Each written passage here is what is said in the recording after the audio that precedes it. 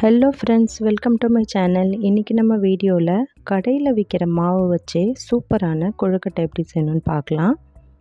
வீடியோக்குள்ளே போகிறதுக்கு முன்னாடி நீங்கள் என்னோடய சேனலை இப்போ தான் ஃபஸ்ட் டைம் பார்க்குறீங்கன்னா மறக்காமல் சப்ஸ்கிரைப் பண்ணிக்கோங்க. இப்போ வாங்க வீடியோக்குள்ளே போகலாம். கொழுக்கட்டைக்கான ஸ்டஃபிங் ரெடி பண்ணிக்கலாம். பாசிப்பருப்பு ஒரு அரை மணி நேரம் முன்னாடி ஊற வச்சுடுங்க. அதை ஒரு குக்கரில் சேர்த்துட்டு ஒரு விசில் வரைக்கும் வேக வச்சு எடுத்து வச்சுக்கோங்க. இப்போது ஒரு அடிகனமான கடாய் அல்லது நான்ஸ்டிக் கடாய் எடுத்துக்கோங்க. அதில் ஒரு டேபிள் ஸ்பூன் அளவுக்கு நெய் ஆட் பண்ணிவிட்டு நம்ம வேக வச்ச பாசிப்பருப்பு இதில் ஆட் பண்ணிவிட்டு நல்லா மிக்ஸ் பண்ணி விட்டுக்கோங்க. இப்போ நம்ம வெல்லம் ஆட் பண்ணிக்கலாம். 1 கப் அளவுக்கு பாசிப்பருப்புக்கு 1 கப் அளவுக்கு வெல்லம் ஆட் பண்ணிக்கோங்க. உங்களுக்கு இனிப்பு இன்னும் தேவைப்பட்டதுன்னா ஒரு 1/4 கப் அளவுக்கு எக்ஸ்ட்ராவாக ஆட் பண்ணிக்கலாம். இப்போ எல்லாமே சேர்த்துட்டு நல்லா மிக்ஸ் பண்ணி விட்டுக்கோங்க. கைவிடாமல் நல்லா கிளறி விட்டுக்கோங்க. மீடியம் ஃப்ளேமில் வச்சுக்கோங்க. ஒரு மேஷர் வச்சு இந்த மாதிரி நல்லா மேஷ் பண்ணி விட்டிங்கன்னா சீக்கிரமாகவே ஸ்டஃபிங் ரெடி ஆகிடும். இப்போது பாத்திரத்தில் ஒட்டாத மாதிரி ஓரளவுக்கு இறுக்கி வந்ததும் நம்ம ஸ்டவ் ஆஃப் பண்ணிடலாம். இப்போ அதை ஆற வச்சு எடுத்து வச்சுக்கலாம். இப்போ கொழுக்கட்டை மாவு செய்ய ஸ்டார்ட் பண்ணலாம். இது கடையில் விற்கிற கொழுக்கட்டை மாவு தான் நான் இதில் ஆட் பண்ணியிருக்கேன். 1 கப் அளவுக்கு மாவு எடுத்துக்கோங்க. அது கூடவே 1 டீஸ்பூன் அளவுக்கு கீ ஆட் பண்ணிக்கோங்க. 1/2 கப் அளவுக்கு தண்ணி ஆட் பண்ணிவிட்டு நல்லா மிக்ஸ் பண்ணி விட்டுக்கோங்க. இந்த மாதிரி நீங்கள் செய்யறதால கொழுக்கட்டை மாவு அங்கங்கே கட்டி கட்டியாக நிற்காது. கண்டிப்பாக இந்த மெத்தட் ட்ரை பண்ணி பாருங்கள். இப்போ நல்லா கரைச்சி எடுத்து வச்சாச்சு. இப்போ ஸ்டவ் ஆன் பண்ணிவிட்டு ஒரு அடிகனமான கடாய் அல்லது பாத்திரம் எடுத்துக்கோங்க. அதில் 1 டீஸ்பூன் அளவுக்கு நெய் ஆட் பண்ணிக்கோங்க.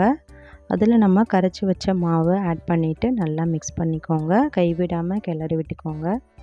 இந்த மாதிரி செய்கிறதால மாவு நல்லா சாஃப்டாக கிடைக்கும். அங்கங்கே கட்டியாகவும் நிற்காது. பிகினர்ஸ் கூட இந்த மாதிரி ட்ரை பண்ணி பார்க்கலாம். தண்ணி எக்ஸ்ட்ராவானாலும் கவலை இல்லை. இந்த மாதிரி நம்ம மிக்ஸ் பண்ணி விட்டுறதால தண்ணி நல்லா இறுக்கி வந்துடும். இது ஒரு சப்பாத்தி மாவு பதத்துக்கு கொண்டு வந்துடுங்க. இப்போ மாவு நல்லா ரெடி ஆகிடுச்சு. இப்போ ஒரு மூடி போட்டு மூடி அது தண்ணியை எடுத்து வச்சிடலாம். மாவு நல்லா ஆறி வந்ததுக்கப்புறமா நம்ம பூரணம் செய்ய ஸ்டார்ட் பண்ணலாம்.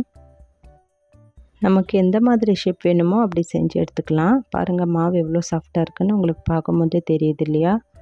கண்டிப்பாக நான் சொன்ன மெத்தடில் ட்ரை பண்ணி பாருங்கள்.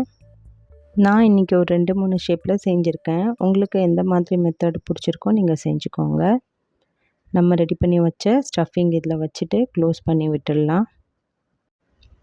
பாருங்கள் இந்த மாதிரி இருக்குது. ஓப்பன் பண்ணி காமிக்கிறேன். நல்லா சாஃப்டாக இருக்குது பாருங்கள். இப்போ இன்னொரு மெத்தடில் கூட நான் உங்களுக்கு செஞ்சுருக்கேன். அதே மோல்டில் இந்த மெத்தடில் கூட நம்ம ட்ரை பண்ணலாம்.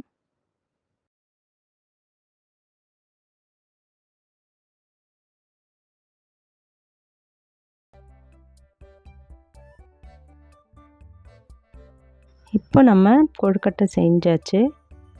இதை வேக வச்சு எடுத்துக்கலாம்.